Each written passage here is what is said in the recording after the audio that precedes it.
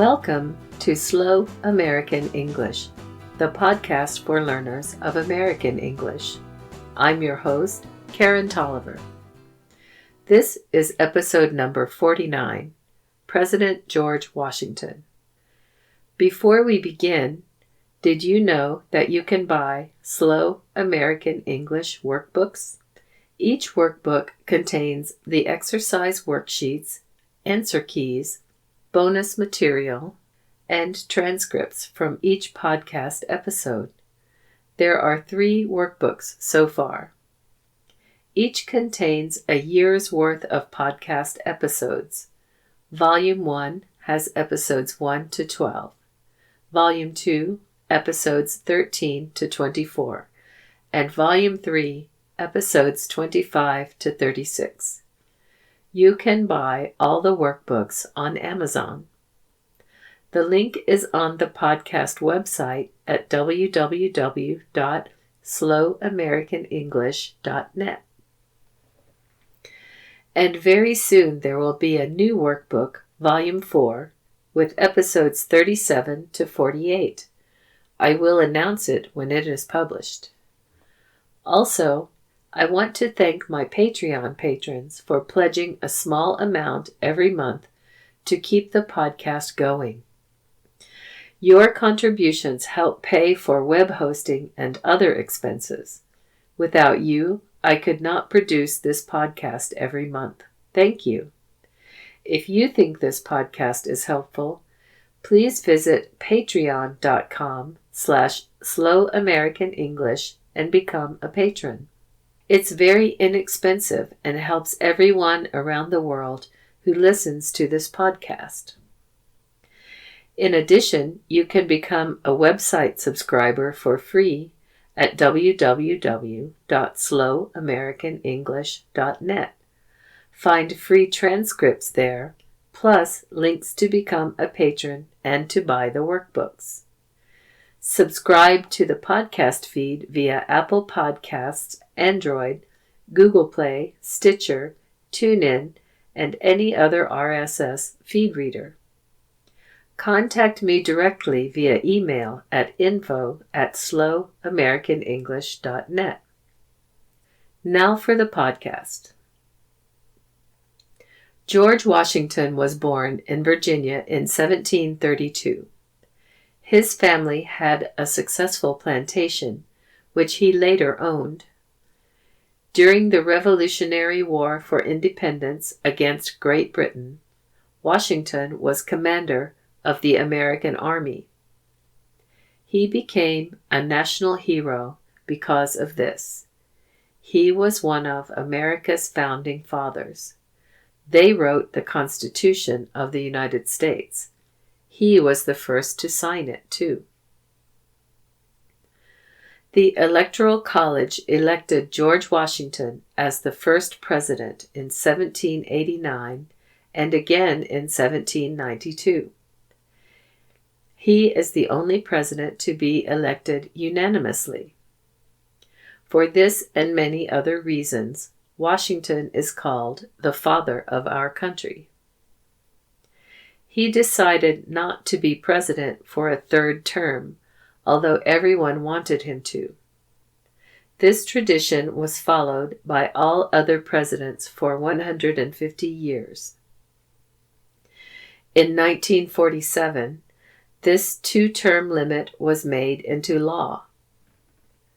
Washington knew that everyone was watching everything he did as the first U.S. president.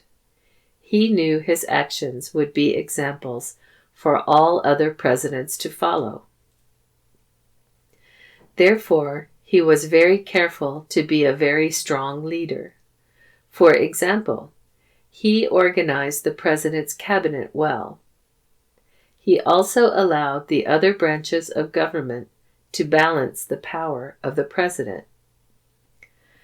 Of course, you can look up all this history if you are interested. However, I want to tell you some of the things about George Washington that Americans learn as children. There is a story about George Washington which is probably not true. It says that when he was a child, George Washington chopped down his father's cherry tree. It was a terrible thing to do. When his father asked who did it, George replied, "I cannot tell a lie. I chopped down the cherry tree." This legend shows how honest he was. Another story says that, as a boy, George Washington threw a silver dollar across the Potomac River in Maryland. This can't be true. There were no silver dollars then, and the river was too wide. A true fact about George Washington: he had false teeth made of wood. George Washington's wife's name was Martha. Washington's plantation and home was Mount Vernon, Virginia. You can visit it today. When he led the army during the Revolution, Washington and his soldiers crossed the Delaware River on Christmas night, 1776. They went into New Jersey for a surprise attack on the enemy. There is a famous painting by George Caleb Bingham called Washington Crossing the Delaware. Also during the Revolutionary War, Washington and his soldiers camped in Valley Forge, Pennsylvania. It was the hard winter of 1777-78. They survived and trained there to become a strong army. They were able to defeat the British soldiers in the spring. Today, George Washington's face is on the U.S. dollar bill and the quarter coin. In addition, many parks, streets, schools, and even people have been named after him. The state of Washington and Washington, D.C. are also named after him. In addition, the very tall Washington Monument stands in front of the nation's Capitol building in Washington, D.C. That's the podcast for this time. Slow American English is written and produced by Karen Tolliver. Copyright 2019. All rights reserved.